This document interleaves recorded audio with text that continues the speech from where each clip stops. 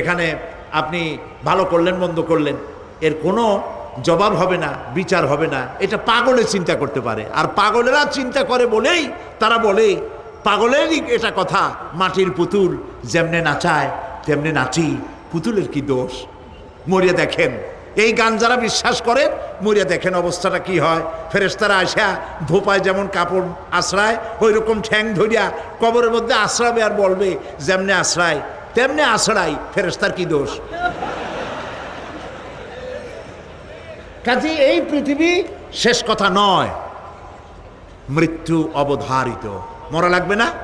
এবার দেখেন আল্লাহ কি বলেন, আল্লাযী খালাকাল মাউতা ওয়াল হায়াতা লিয়াবলুয়াকুম আইয়ুকুম আহসানু আমালা। আল্লাহ পাক বলছেন, আমি মৃত্যু আর জীবন সৃষ্টি করেছি